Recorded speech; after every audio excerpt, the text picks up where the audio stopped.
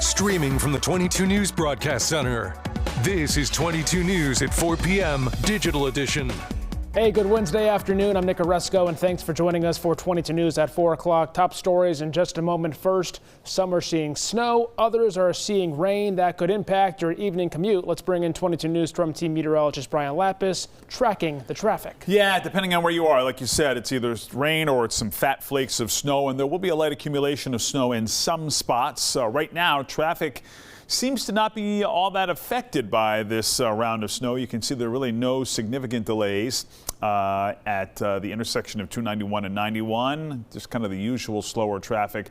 And the Pike seems to be fine, and 91 north into Northampton also looking good. Let's take a look at temperatures right now. We're above freezing in the valley, in fact, well above freezing, even Orange at 38, Westfield, Springfield 38, 37, Northampton 36, and Greenfield a little bit cooler in the Berkshires where it is snowing. Take a look at the clouds and radar. You can see here there's this line that's set up just west of the Connecticut River. Mainly rain to the east, mainly snow to the west, and this trend I expect will continue at least into the early evening hours, and then the snow is going to wind down. A windy day tomorrow. We'll track all of it with the 22 News Storm Team forecast. An update now in Gaza. Aid deliveries are falling far short of the amount called for under the U.S. brokered ceasefire. Under the October ceasefire deal, 600 trucks of aid are expected to go into Gaza every day, but an average of only 450 trucks have entered a day.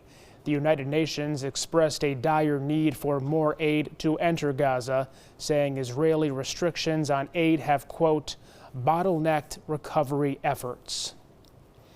Back here locally, state police have arrested a suspect after a police chase on I-84 in Sturbridge. Police said during a recent patrol, the state police's air wing overheard radio traffic about a person attempting to drive away from a traffic stop. The suspect abandoned the vehicle in the median and then ran away. A state police K-9 along with field services and troopers in the sky searched the area. The suspect was found deep in the woods using thermal cameras and arrested. The suspect's identity and charges have not yet been released. MSPCA law enforcement have seized more than 60 birds in Hampden County related to a joint investigation with state police into alleged cockfighting. Officers executed a warrant in Springfield today where they found dozens of birds living in multiple structures that are associated with cockfighting operations. Officers seized paraphernalia consistent with the raising and keeping of birds. The birds have been brought to an undisclosed location while the court process plays out. Information on potential charges and the name of the suspect have not been released. We have an update on Springfield resident Juan David, who avoided deportation last week thanks to an order from a Boston judge. Last week, the family was granted an order allowing his family to remain in the U.S. and submit support briefs to try and stay permanently after ICE told them they had to be out of the country by December 2nd. Juan David found out he had to leave through a Post-it note he was given at one of his check-ins. His attorney, Elizabeth Shaw, told 22 News he was requested to have another check-in at the ICE facility in Burlington rather than his usual meeting site in Framingham. It was at that meeting that he was detained by ICE, with his attorney saying ICE's reasoning was because he has a final order of removal. Shaw says ICE is not allowed to move David out of Massachusetts without informing the court and judge with good cause.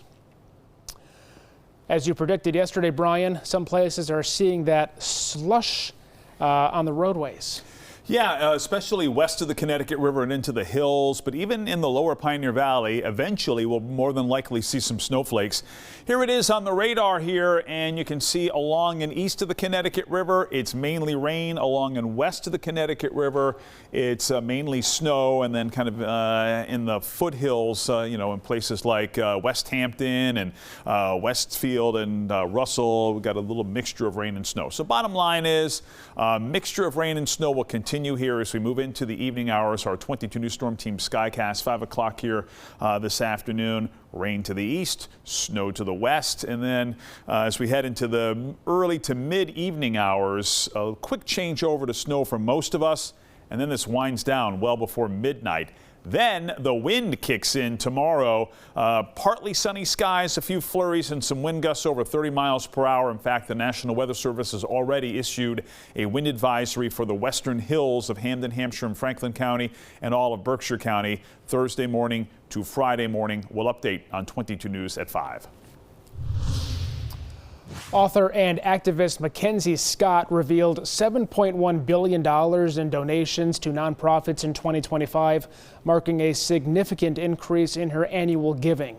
Writing on her website, Scott said, quote, "Any dollar amount is a tiny fraction of the personal expressions of care being shared into communities this year. The donations bring her total amount to more than $26 billion this year." One dog has set the Guinness World Record for the longest canine tongue. The dog Ozzy is a 4-year-old Mastiff. The first time he was taken to the vet for a dental checkup, the vet said she'd never seen a tongue that long, measuring nearly 8 inches. Ozzy was tested and retested, and aside from that tongue, he's perfectly normal and healthy. He eats and drinks well. His owner says he's not thirsty, not hungry, not cold, just very spoiled. Tonight on 22 News, starting at 5 o'clock, the Basketball Hall of Fame Classic tipped off today. We'll tell you ways this annual event helps boost business in our region. Plus, the U.S. Marines collected about 200 boxes full of unwrapped gifts from our annual Toys for Tots campaign. We are working for you on the power of giving to children in need this holiday season. And AAA predicts a slight increase in holiday travel this year.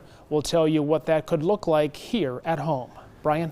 Traffic so far so good with the rain and snow falling. In fact, no substantial delays. The usual slowdowns at the intersection of I-291 and 91 South in downtown Springfield. Otherwise, we're not seeing any significant problems. Certainly good news. We'll track our rain and snow potential for this evening on 22 News at 5. Updates anytime at wwlp.com, the free 22 News app, and always on 22 News Plus. We'll see you tonight starting at 5.